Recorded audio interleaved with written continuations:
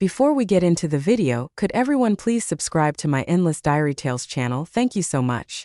For 2 years, I always thought Charles came from a poor family until I raised money for his 6 sisters and fell off the stage. From then on, she could no longer dance. He recovered his identity as a wealthy young master, covered the entire city with roses, and proposed to me. I just wanted to test if you could love me under any circumstances. Congratulations, you passed my test. On our 3rd year of marriage, Charles cornered me in his archenemy's bedroom door. His eyes were almost bloodshot as he asked, "Why?" "I just wanted to test if you could love me under any circumstances." I pulled up my nightgown to cover the fresh kiss marks and sadly said, "You didn't pass my test." On our 3rd wedding anniversary, Charles's sister Vivian was causing trouble again, wanting to be discharged from the hospital. She asked me to pick her up. After hanging up the phone, Charles looked at me and told me to attend to the guests first. He would be back soon. I nodded and said, "Very understandably, no need to rush. Vivian leaving the hospital is the priority. Let's take care of that first." Stella, he slightly emphasized my name, showing some dissatisfaction. "Today is our anniversary, so please hurry back." Finally, Charles left satisfied. Once he was gone, the guests couldn't help but show their contemptuous looks towards me. Is she the one that Charles made a grand proposal to? She doesn't seem very favored. Embarrassing. She can't even keep her husband on their anniversary. Look at her legs, all scarred, can barely walk straight. What's the difference from being disabled? Whispers reached my ears. I pretended not to hear, walked up on stage and politely announced, "There are some urgent matters at home, so let's end the banquet here for today." As expected, it wasn't until a long time after I repeatedly sent the guests away, and the banquet was over that Charles finally returned with Vivian. Both of them had strange expressions on their faces. Charles looked cold and grim. Vivian had a lingering blush on her face. I asked, "What happened?" He gritted his teeth and said, "We ran into that robber on the way back. Such a haunting presence." I knew Robert was 2 years younger than him and was called a teenage genius when he was young, always outshining him. Later, he entered the family business and snatched several major projects from Charles. He has always been considered his arch enemy. Subconsciously, I raised my hand and touched the tiny wound at the corner of my lips. Thankfully, the bleeding had stopped. "Charles, why are you treating me like this when you know I like him?" Vivian arrogantly lifted her chin and said, "Maybe he knew I was getting discharged today, and deliberately waited on the way to create a chance encounter." Charles coldly said, "If he really likes you, why would he keep snatching our company's deals multiple times? In the past 6 months, our original market share has been eroded by 30%, all because of his mischief behind the scenes." Charles, Vivian dragged his tone, cleaning to his arm and acting cute. "How about this? When I'm with Robert, I can make him hand over all their company's projects to us. Okay?" I sat silently on the side, listening to their conversation without speaking. However, my mind inexplicably went back to a moment earlier. After sending off the last guest, I returned to the bedroom. As I was closing the door, someone grabbed my shoulder and pushed me against the door. Then another hand reached out, holding my chin, forcing me to turn my head to meet his urgent and scorching kiss. "I've been waiting for you," Robert murmured between my lips, his voice slightly hoarse. This kiss felt more like a punishment, nibbling with a bit of skin abrasion, the slight sting making desire surge even more intensely. A scorching body temperature rubbed against my waist, and I raised my hand to cup his face, returning the firm biting with even more force. "Hurry up," I whispered softly. "He'll be back soon." "I'm sorry, it's not getting up so fast," Robert insincerely apologized, his actions becoming more fierce. He even had the leisure to tuck my stray hair behind my ear.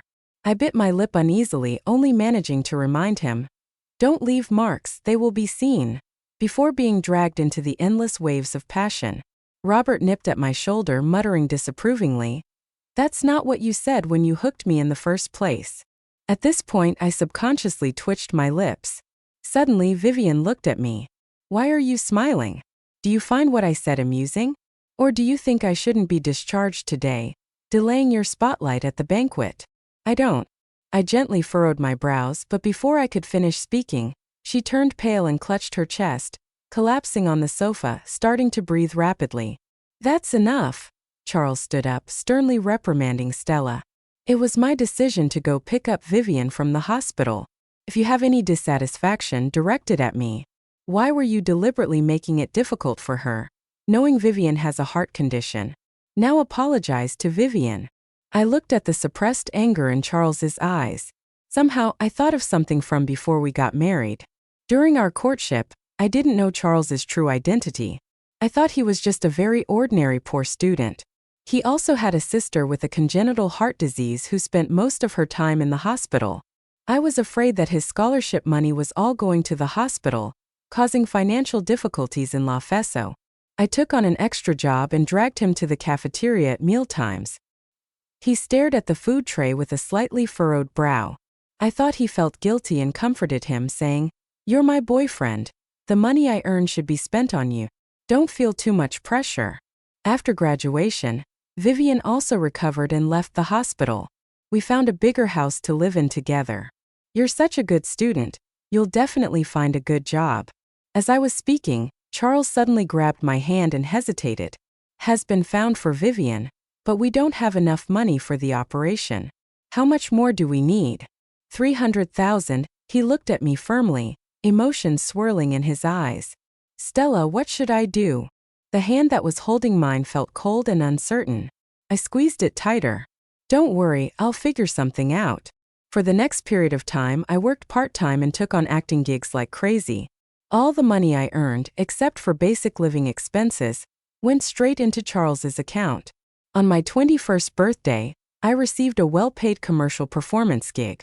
Perhaps due to the exhaustion from non-stop work, I developed a low-grade fever on the day of the show. In a moment of carelessness, I fell off the stage.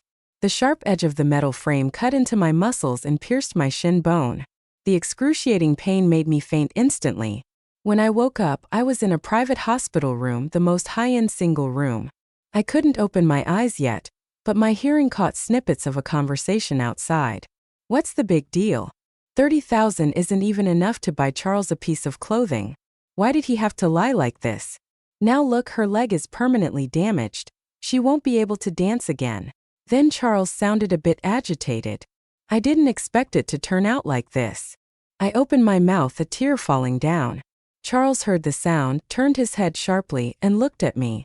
Why? Charles lowered his gaze to me, only saying, Stella, I will make it up to you. The day I left the hospital, I was still in a wheelchair. He covered the city in roses, grandly proposing to me. I just wanted to test if you could love me under any circumstances. Stella, congratulations, you passed my test. Charles, dressed in a designer suit and holding a large bouquet of flowers, took steps towards me. Now let's get married. Snapping back to reality, I didn't say anything. I just lifted my skirt, revealing the gruesome scar on my leg from the fall. I took to save your sister. Charles frowned. Are you bringing up these past events now? Do I need you to rescue me? Vivian, sitting on the sofa opposite, sneered. Who knows if you're just pretending to be pitiful? Trading a scar for a chance to marry into our wealthy family sounds like a good deal. Right? I looked at Charles. Is that what you think too? He turned his head slightly, avoiding my gaze. Vivian is just a child. Stella, stop being so calculating with her. The atmosphere became tense. I closed my eyes, stood up, and silently walked upstairs. Vivian's dissatisfied voice echoed behind me. Brother, look at her attitude. Does she really think I owe her something? Serves her right. Back in the bedroom, I looked around, checked everything carefully to make sure Robert had left without leaving any clues. Then I turned to take a shower.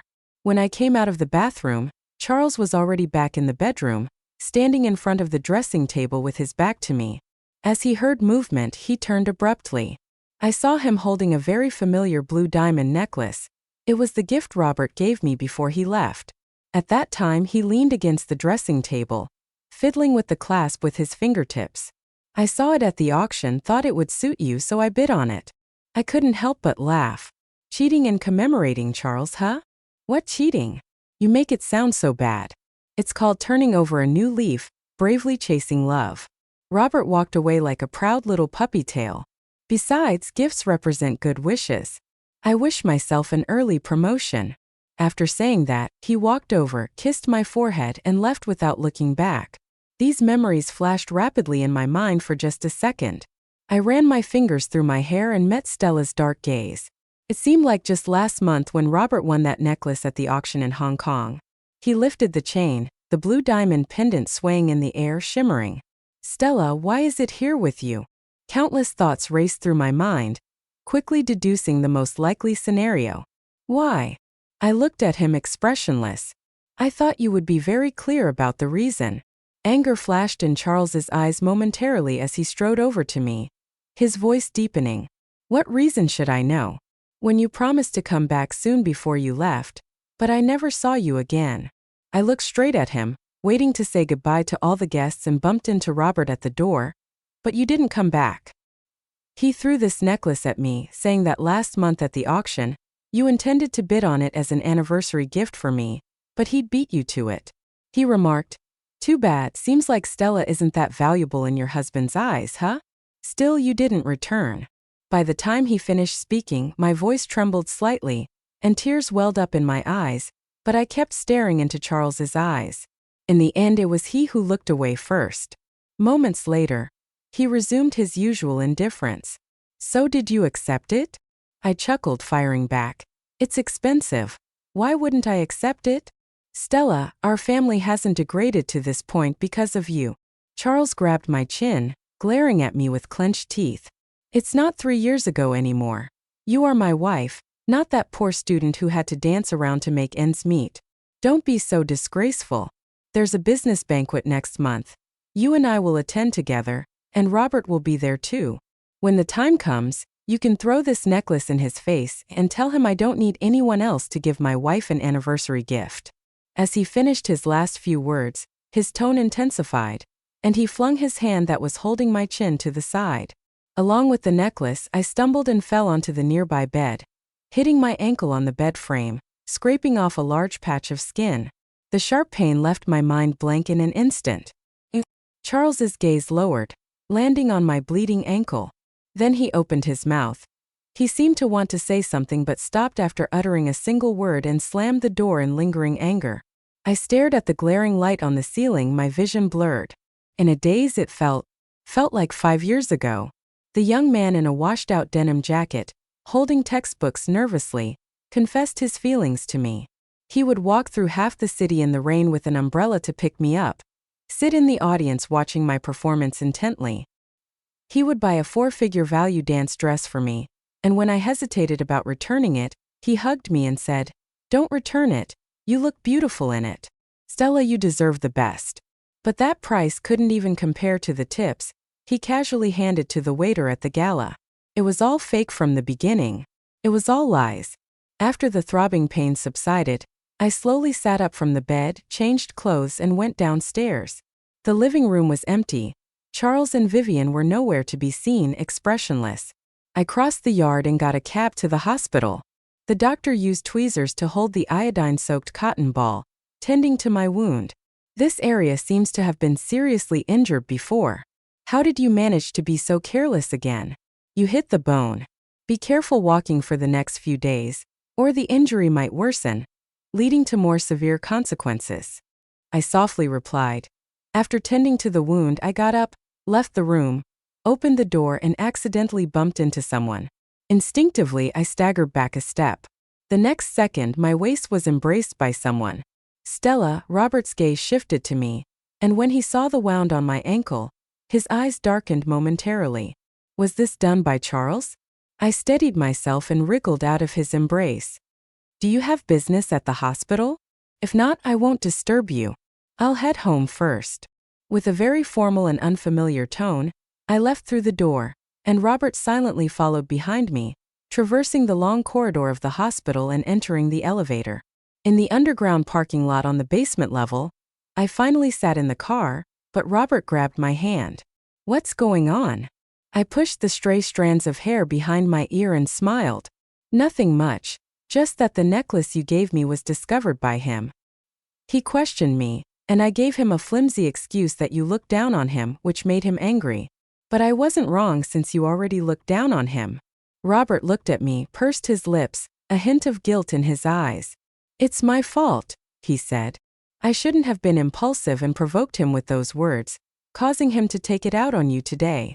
I lowered my eyes slightly, speaking calmly.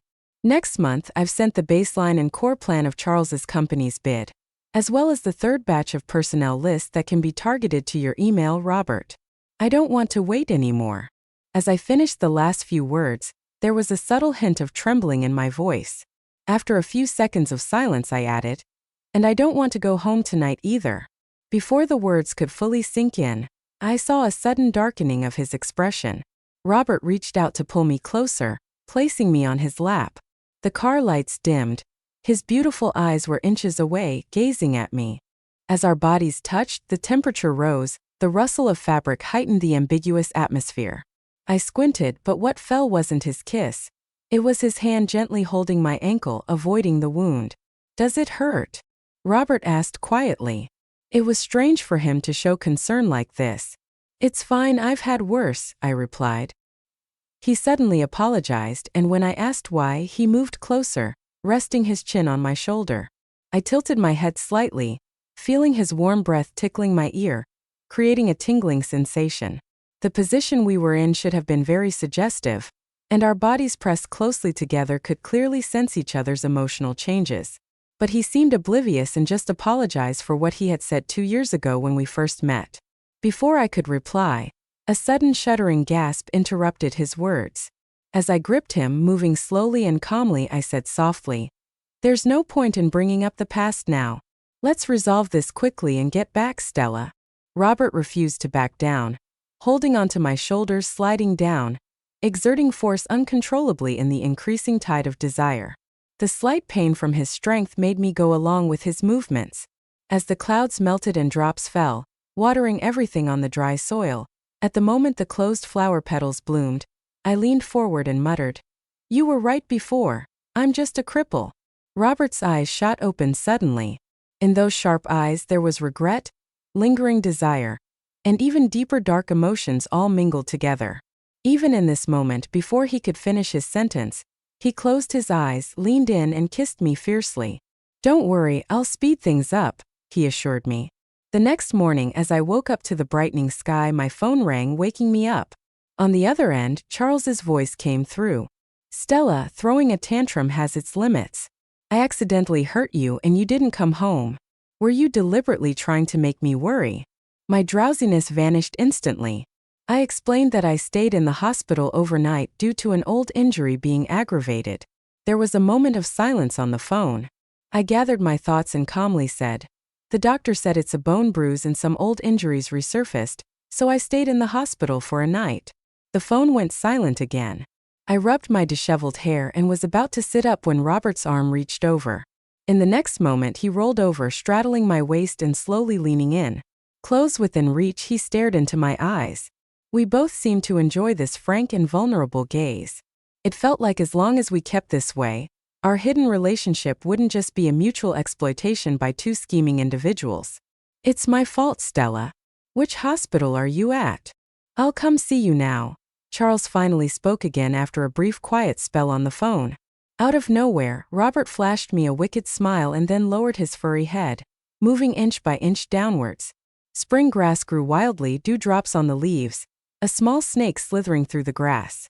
I took a couple of breaths uneasily, trying to push Robert away with my free hand, but he grabbed it, pressing it against my waist. "No need. The doctor said I can be discharged soon.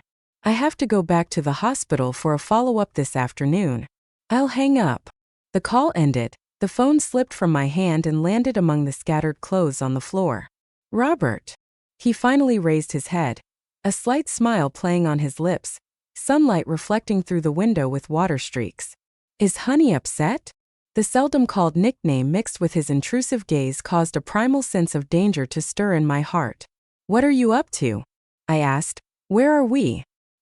He gestured casually with his fingertips and smiled leisurely. "Didn't your sister mention it on the phone? I'm helping you with your checkup." By the time everything settled down, it was already past noon. I hastily ate a few bites of lunch Robert made, preparing to leave. But he grabbed my hand once again. I wish today could be every day, he said. I picked up my bag, glancing at him. We'll meet at the banquet next month and at the bidding meeting after that. What about before that? I sighed, feeling a bit helpless. From yesterday to today, I think you and I have had enough of each other. He stood his ground, almost glued to me with his gaze. So we won't see each other for a whole month? I hesitated before trying to reassure him. I'll figure something out and find time to see you. Perhaps as a way to make it up to me. Even though the company's stock was falling and liquidity was tight, Charles still spent millions to buy a more expensive pink diamond necklace, personally putting it on my neck for our anniversary. On the day of the banquet in the second month, I arrived arm in arm with Charles, dressed up. In the center of the banquet hall, I immediately spotted Robert chatting and laughing with some people. He was their family's most remarkable youngest son. Despite his young age, he excelled in the business world with sharp instincts and bold tactics. In just 2 years at the company, he had doubled the business territory. Wherever he went, he was the center of attention in the crowd. Robert! Charles called out coldly and made his way through the crowd. He squeezed my hand slightly, and I tossed the blue diamond necklace in my hand towards Robert with swift precision. He caught the necklace as it swung through the air, cutting short the fleeting smile he had directed at me. Mr. Robert, the anniversary gift from my husband and me doesn't need your help, I said coldly. Really? Robert raised an eyebrow. That day at the auction, Charles and I were bidding for this necklace. I thought Miss Stella would like it. I don't care for the necklace. It's a gift from my husband. Anything is fine. I stared at him. This is something between my husband and me, which you probably wouldn't understand. So please don't bother. The atmosphere became tense for a moment. The person next to us sensed something was wrong and quickly tried to defuse the situation. Robert and Charles are going to be family soon. Why are they at odds with each other? I was stunned. Brother-in-law? Yeah, isn't Robert about to get engaged to Charles's sister? They'll be family soon. Why all this animosity? I didn't hear the rest of the words. Charles let out a cold sneer, then took my arm and walked away. After a few rounds of drinks, he engaged in conversation with others while I went to touch up my makeup. As I passed a door at the end of the corridor, a hand suddenly pulled me inside. The room was dark, with only a faint moonlight coming in through the window. Are you afraid? Robert, guided by that faint light, found my lips and kissed me teasingly, wondering if he should be worried that I might be a bad person. I leaned my neck back against the cold door, feeling his increasingly hot body pressed against mine. Besides you, who else is this daring? Robert chuckled lightly as his lips moved down. Are you not bold? Back then at dinner, you dared to touch my leg in front of your husband, and now you say it's just between you and your husband. Your husband likes whatever gifts you receive. Does he know about us? I sensed that Robert's mood seemed off, so I reached out to touch his cheek, trying to calm him. Are you angry? But I already told you about today's events. He brushed aside my scattered hair and bit my neck. The sharp pain came, and the next second he let go of me and switched on the light. In an instant, the makeup room was brightly lit. Robert looked at me coldly and said, "Seems like you have nothing to ask me." With that, he opened the door and left without a backward glance. Alone in the room, I took a deep breath and then applied my lipstick. Calmly, I turned and left the room. By the time the party ended late at night, I returned to the hotel with Charles. Stepping into the elevator, I pressed the floor button. In the mirror of the elevator, he suddenly turned his head, and his gaze froze on the side of my neck. Stella! Charles suddenly turned around, grabbed my left wrist and sternly asked, "What's this on your neck?" I thought of the bite from Robert and suddenly realized, Charles stared at me intently, his overwhelming anger and disbelief distorting his face slightly, almost terrifying. I instinctively moved back and then almost felt my jaw being crushed as he held it tightly and pushed it up. His other hand pressed the bite mark with his fingertips, rubbing it forcefully until fresh blood welled up. The intense pain caused a slight ringing in my ears. We've been married for 3 years. How much have I given you?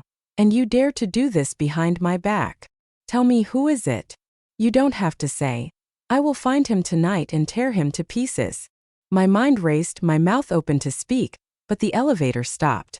The door opened and Robert was standing outside, Perhaps not wanting to lose face in front of him, Charles finally released his grip on my jaw, but he still held my wrist firmly and dragged me to the room.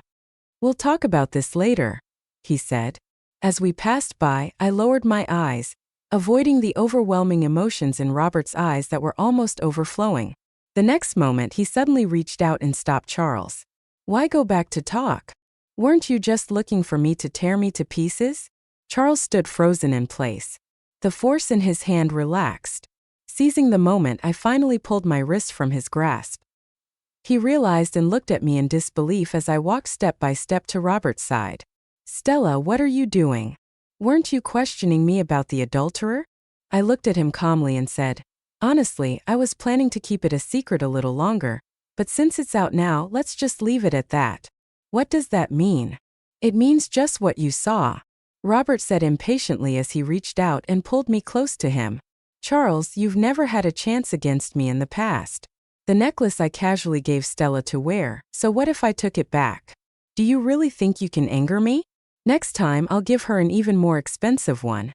Wasn't it that you wanted to find me and tear me to pieces? How come now you can't speak? Step aside, we're going back to rest." Robert's last sentence was full of contempt and provocation. Charles was so stirred up that his eyes were red, and suddenly he shouted and threw a punch at Robert's face. Robert dodged and pushed me to the side and they started fighting. The scuffle lasted only half a minute before the hotel security personnel forcibly separated them. Neither family wanted to offend them, so they tried to persuade them politely and then quickly left. When no one else was around, Robert immediately came over, pressing his body against mine, showing me the bruise on his cheek. "Stella, it hurts. Even if I'm disfigured, will you still want me?" Charles, with his tendency to resort to violence at the drop of a hat, completely ignored Robert's sarcastic tone and just stared at me intensely. His eyes were so red they looked like they were about to bleed as he questioned, "Why? Why?" In that moment I had an urge to burst out laughing at those words, those 3 words. 3 years ago, when I woke up from the hospital bed, I had asked in the same tearful question. How did he respond back then? "I just wanted to test if you could love me under any circumstances." I adjusted my messy hair, covering up the bright red kiss mark on my neck. "Unfortunately, you didn't pass my test." The emotions between Charles and me always seemed to balance out. The more one of us became hysterical, the calmer the other would be. When I found out I could no longer dance, I was in denial for a long time. It wasn't until after I was discharged and could barely walk from my wheelchair that I tried going to the dance studio. I tried over and over again, only to fall down repeatedly. In the end, I was covered in bruises, crying on the floor. That's when Charles walked in. He stood in front of me, looking down at me as I cried, unresponsive to my almost blood-curdling questions. Not a single word until I cried myself hoarse and exhausted. Then he simply said, "Let's go home." The wedding gown had been made and sent over, so I went back to try it on. Since reclaiming his status as a wealthy heir and no longer needing to pretend to be a struggling student in front of me, he had become almost a stranger to me, cold, arrogant, aloof. He couldn't understand why, now that he was willing to marry me and let me, a poor student who relied on dancing for a living, lead the life of a wealthy lady, what else I could possibly be dissatisfied with.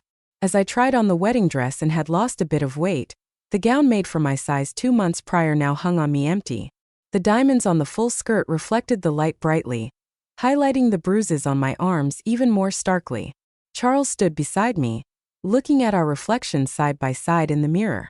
"Without a doubt," he said, "if you can't dance, then don't.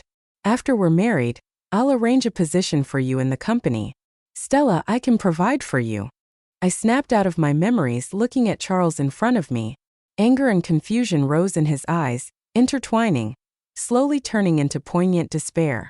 "You can't do this," he said hoarsely. "Stella, I really do like you. From the start, I wanted to marry you." "What, Charles? Do you think you're a god descended from heaven? Is your affection so valuable?" Robert scoffed. 2 years into the marriage, Stella chose me, which means you have no charm at all. Instead of questioning her, maybe you should reflect on yourself. Maybe you're just too useless and can't compare to me at all. With those words spoken, he once again put his arm around my shoulder and led me away. This time, Charles didn't try to stop us. He just stood behind us, saying, "Robert, you're seducing Stella just to beat me at this, right? Who congratulated me on picking a cripple to marry in the end? Stella, you may hate me, but is Robert any better?" His voice sounded almost as if it were bleeding. Robert tightened his grip on my shoulder. I, however, never stopped or turned back. As soon as we returned to the room, Robert let go of my shoulder. In the warm yellow light of the hallway, he lowered his head slightly, locking eyes with me. After a moment, I smiled. "Are you satisfied?" "Satisfied with what?" "I was wearing a formal dress today, with nothing to withhold the mark you left. Was it just to make Charles find out?" I tilted my head and moved my hair aside, revealing the dried blood stain on my neck. "Tomorrow's tender offer meeting. This move is crucial.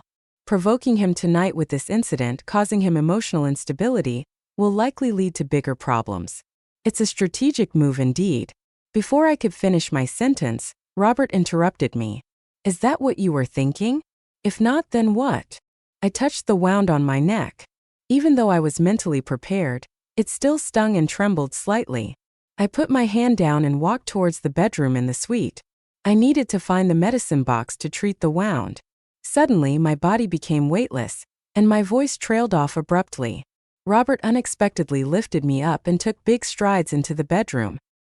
He placed me gently on the bed and then fetched the medicine box. He applied medicine to the wound on my neck and then lightly rubbed the skin next to it. "Does it hurt a lot?" Robert stared into my eyes and asked in a deep voice. "Stella, can you let me hurt the same way as you do?" I chuckled. "I'm not a puppy. I don't have a hobby of biting people like you do. So do you consider me a puppy?" He persisted, moving closer, and his warm breath brushed against my lips. "Will you always love your puppy?"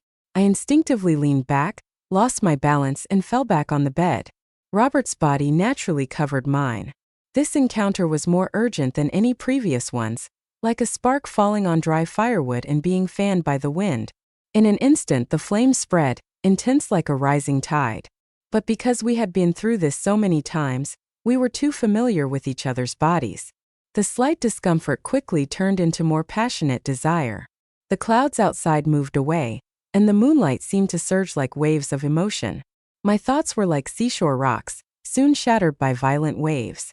Even the sounds I uttered became fragmented and incoherent as we soared to the sky. Robert suddenly pressed down on my waist as if we were merging into a cloud. I could almost see a hint of resentment in his eyes. "You know better than anyone what I want to say," he muttered. "But it's okay. I can't always let you play dumb forever." I fell asleep drenched in sweat. Even my fingers were too weak to move. Perhaps it was because of the alcohol I had at the party that night. Time flowed backward in my dream, and I recalled 2 years ago, the first time I met Robert. At the grand banquet, Robert had a history of conflict with Charles. When he walked in holding my hand, he raised an eyebrow and joked, "Charles, everyone says you went to the slums to experience life and ended up marrying a cripple." His gaze fell on the hideous scars on my legs, then roamed up, finally meeting the gentle smile in my eyes. He seemed slightly taken aback. "Don't bother with my affairs," Charles coldly retorted. "I heard you just joined the company. Worry about yourself. Watch out for mistakes. Otherwise, your illegitimate brother will be brought back to the family to replace you." But during that period, their families had a brief cooperation. Despite their dislike for each other, they had to sit down at the same table for dinner. Robert casually chatted with his friends the whole time until, under the table, my ankle brushed against his leg. He abruptly turned his head, looking at me incredulously. The 19-year-old youth blushed to the tips of his ears but didn't say anything. Late that night, in Robert's private villa car outside on the back seat, our figures intertwined and steam filled the air. "Stella, does Charles know what kind of person you are? Whether he knows or not, does it matter? Didn't you just slam the table and curse me for being promiscuous? Now you want to tell him?" Ignoring his words, I prepared myself, found the right position to sit, leaned down with a smile, and rubbed against his burning chest. "Since you and Charles clash, you should be begging for this, right?" Robert was taken aback and sucked in a breath, freezing in place. The next second, I lowered my head thoughtfully. "You've never done this before." "Shut up." He angrily straightened his torso but defiantly stared into my eyes. Did you do this to Charles before? Are you suggesting I seduced him? I laughed. Yes, I did. You're the second one, so I have more experience. Before I could finish my sentence, Robert passionately kissed me, cutting me off. This secret relationship continued into its third month. One night, after the wind had calmed and the waves had subsided, I leaned against the headboard, watching Robert kneeling between my legs, still unsatisfied. Suddenly he said, "You really hate Charles, don't you?" His movements stopped, and he looked at me with a hint of resentment. Do you have to bring him up now? Isn't it all because of him that we can start? I chuckled, ruffled his hair as a gesture of comfort, and then continued, I have a big gift for you. How about that? I knew Robert's desires and ambitions were far more than just controlling a family business. Charles is now the head of their company. If you cooperate with me, maybe the company's market value will shrink considerably, but in at most 3 years I can make it yours. Robert remained silent, just staring at me. Gradually, the look of a lustful puppy like Robert who was clinging to me disappeared. In his place stood the rumored ambitious and ruthless CEO. Robert stood up straight, propped up my knees and mockingly said, "So you contacted me from the beginning for this? Why? Do you hate Charles?" I laughed. The first night we slept together, you already did a thorough investigation of me, so I asked, "Now?"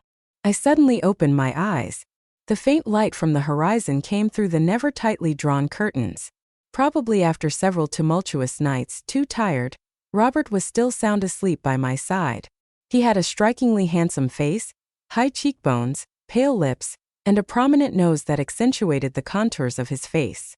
But with his eyes closed, all that sharpness vanished. I turned my head and stared at his peaceful sleeping face. After a moment I chuckled softly. My estimation was correct. Charles must have been restless all night. Coupled with Robert's understanding of the core of the company's project, which was the key to owning a significant market share in the next 3 years, Charles was already in a tight financial situation. The shares they had mortgaged before could now come in handy. As Robert and I chatted, we walked out of the elevator. We ran into Charles face to face. He looked haggard, bloodshot eyes. As soon as he saw me, he hurried over. "Stella." He gritted his teeth. "It was you who leaked the information. Those employees, it was your doing, wasn't it?" I didn't understand what he was saying. I knew he had no solid evidence, so I quickly changed the subject and said, "I've had the divorce papers sent to you by the lawyer. I don't want anything. If you don't agree, then we'll go through the litigation process. But I advise you to sign it. You have more important things to do next. Being distracted by these trivial matters isn't worth it." Charles looked at me. In those eyes there was a mixture of despair and more hatred. "From the moment you agreed to marry me 3 years ago, you were planning for this day, weren't you?" he said. "I know your leg was injured, but I've compensated you. Given you something you couldn't have had on your own for a lifetime. Why do you hate me so much? Were those 2 years we spent together all a lie? Charles, you're not a child anymore. Can't you stop acting like a resentful husband?" Robert sneered, holding my hand affectionately. "You caused Stella's leg to be injured, making her unable to dance and walk normally forever. Can this kind of harm be fully compensated by marrying her? Who do you think you are?" The last sentence was almost dripping with undisguised disgust and hostility. At this point, Charles's defeat was inevitable. This was all part of my plan from the beginning.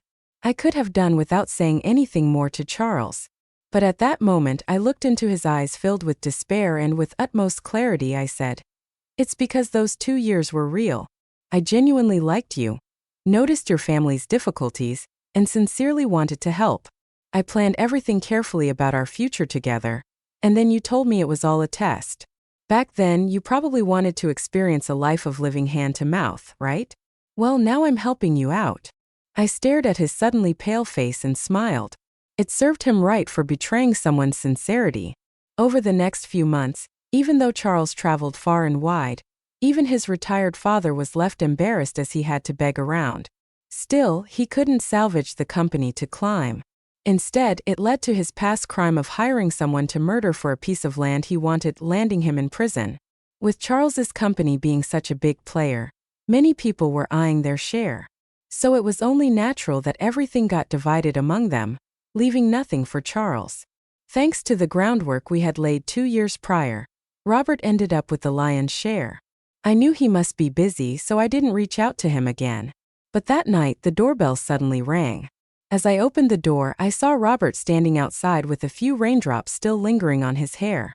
"Did it rain outside?" I asked, stepping aside to let him in. "Come on in." He entered, sat on the couch, and looked at me. I chuckled.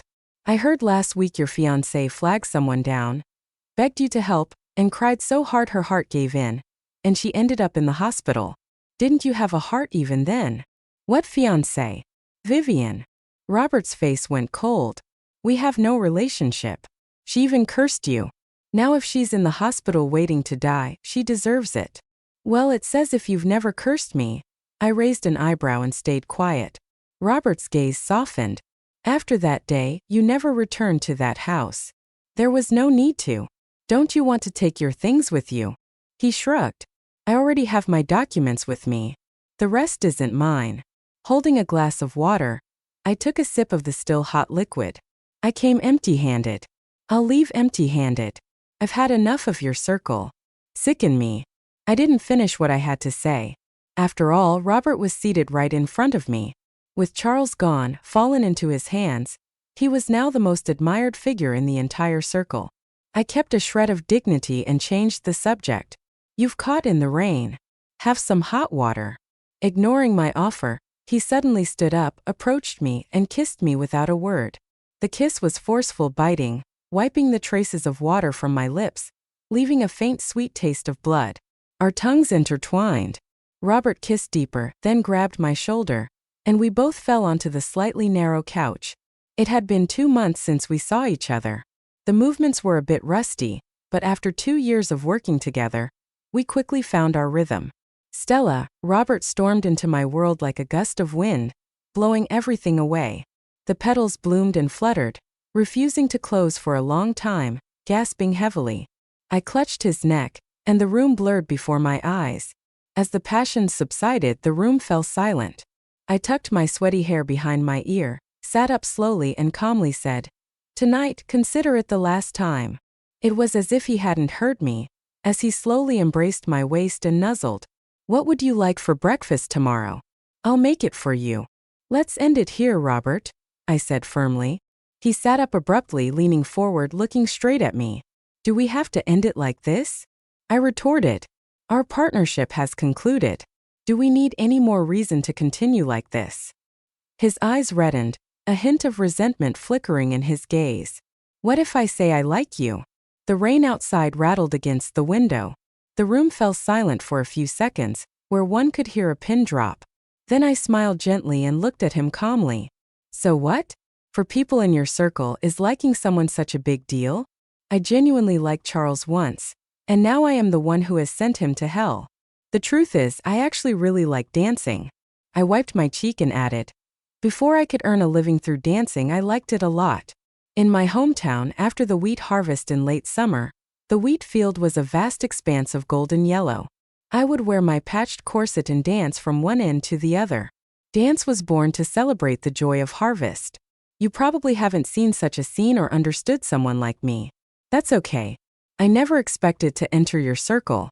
But why destroy it all, force me into it, and expect me to be grateful to you all? Robert's eyes reddened even more. "That was Charles, not me. How different are you from him?" I spoke softly.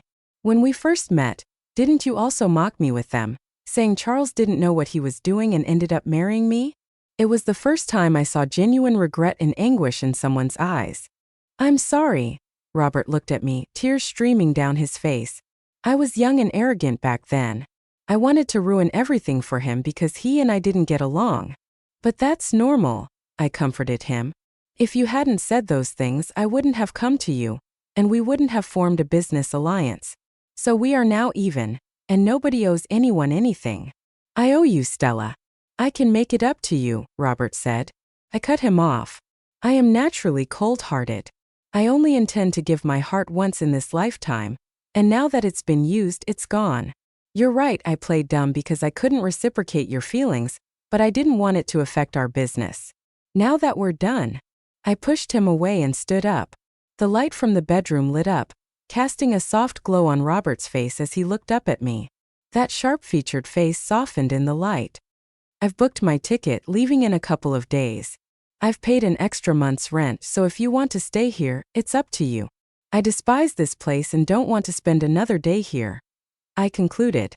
Robert's apology. Robert had always wondered when he fell in love with Stella. After much contemplation, he couldn't pinpoint an exact answer. She was like a tranquil stream, silently seeping in until he was fully immersed in her presence before he even noticed. His feelings for her grew with each passing day, as did his regret for their initial meeting. However, time always moves forward, never looking back. He dreamt hundreds of times of their first encounter, of stopping her in the hallway after she left his room in a sluggish manner, telling her to divorce Charles and come to him. But when he woke up, she lay sound asleep beside him, the room still filled with lingering ambiguity. Memories of their complicated relationship flooded Robert's mind, not the normal start he fantasized about. They got entangled right from the start, not because of love, attraction, or anything else, but because she hated Charles, and he happened to be the opposite of Charles, capable of aiding her. On the day Charles fell, Stella was already gone from the city. Charles was taken away by the police for suspected financial crimes. Robert went to see him. Your sister is still lying in the hospital, and now she really doesn't have the money for surgery. Through the glass, Robert looked at him mockingly. 3 years ago, you used this excuse to deceive her into trouble, right? Now I've made your dream come true. Are you happy? Charles looked up at him. His face was pale, weary-looking, and his lips were cracked and bleeding. Vivian just liked you. If you hadn't promised to get engaged to her last time, she wouldn't have. Robert chuckled. Give her hope, then completely shatter it. Isn't that more interesting? I feel nauseous just looking at her. Do you really think I would marry her? When Robert found out that the reason Stella was injured in the first place was due to Vivian's suggestion, his disgust towards her reached its peak. Charles stared at him. Looking at his empty surroundings, he seemed to suddenly understand something and burst out laughing. Stella is not here. I'm sure she likes you, but she won't stay by your side. Robert struck at his most vulnerable spot, feeling a sharp pain spreading through the cracks. He stood up abruptly, unable to hide his surging anger and jealousy in his eyes any longer. He had never wanted to admit it, but he had to admit it was true. He was insanely jealous of Charles because he was the only one Stella had truly cared for. This emotion peaked after Stella admitted it herself. Robert let out a heavy sigh, calming his emotions down. He looked down at Charles. So what? I'm still young. At least she's quite satisfied with my body. I have plenty of time to make her change her mind. Whether it's you or your sister lying half dead in the hospital, your lives end here. Stella's epilogue. Right after I got to school, I heard the teacher at the next desk say that someone anonymously donated an art building to the school. It has music rooms, art classrooms, and a whole floor of dance studios. She sighed. I saw the construction plans this morning, and it feels like it's elevating our shabby school by a notch. Would someone be so kind to an ordinary high school like ours? I was stunned for a moment but still politely smiled. Really? That's great. In the afternoon dance class, I was stretching with a few girls when they suddenly all looked behind me. I turned around and saw Robert. He seemed to have lost some weight, appearing taller and more intimidating. But his gaze towards me remained as focused and deep as ever. Robert. I hesitated for a moment before speaking first.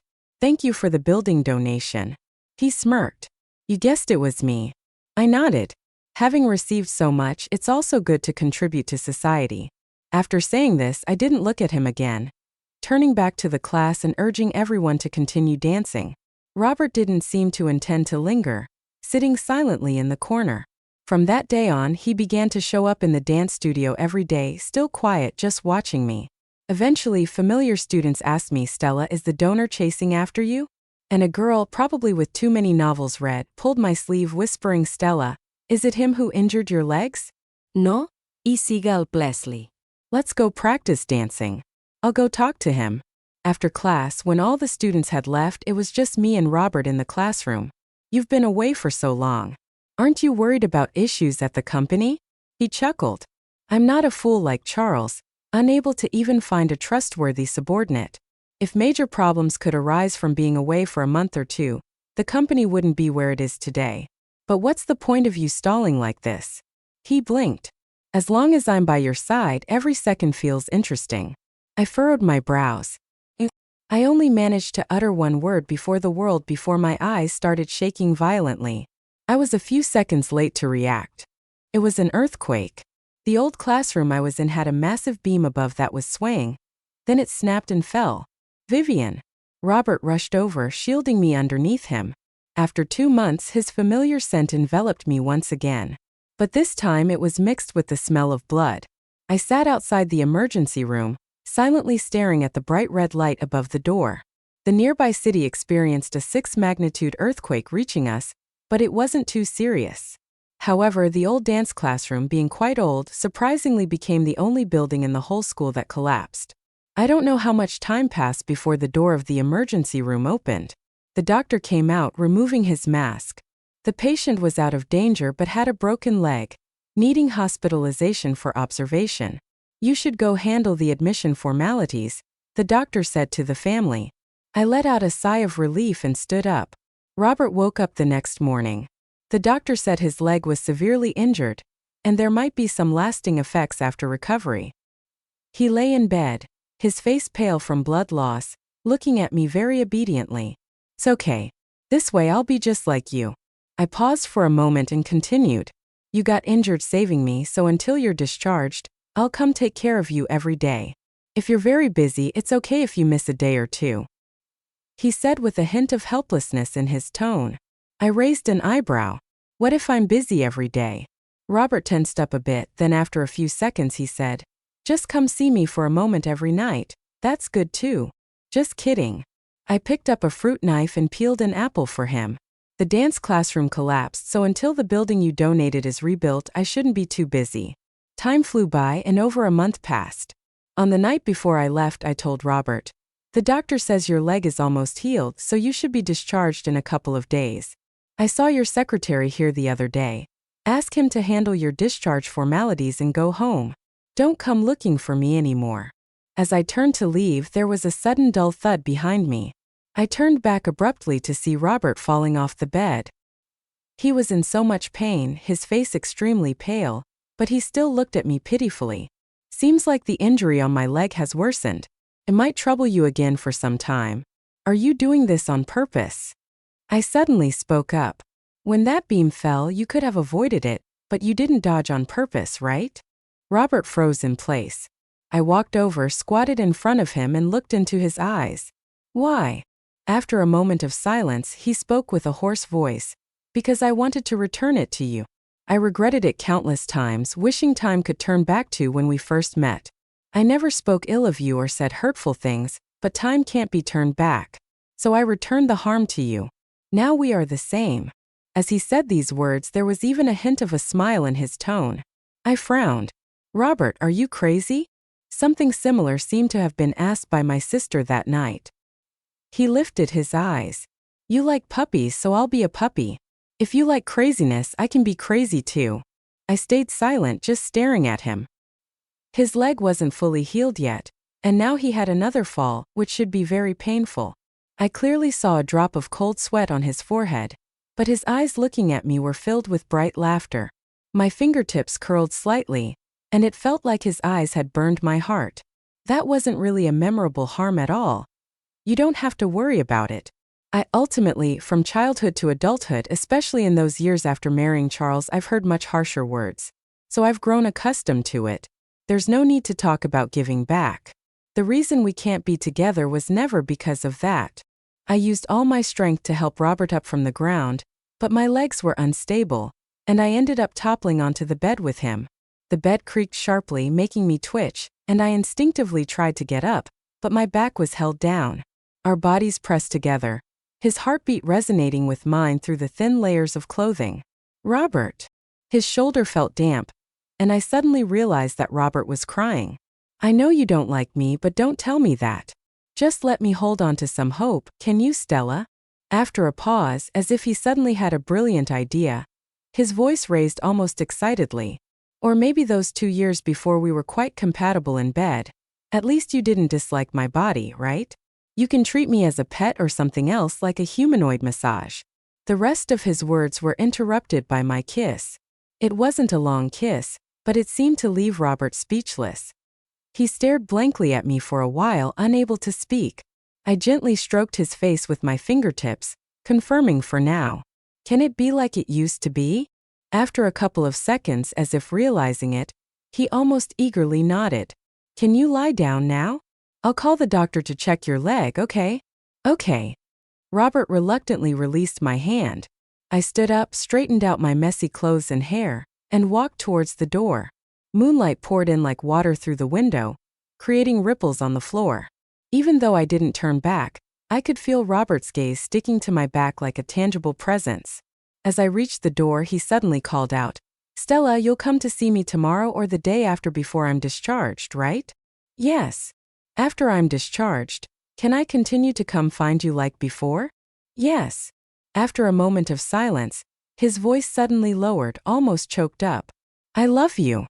I turned my head slightly. In the moonlight, his tear-filled eyes sparkled like a pitiful puppy. I curved my lips. I know.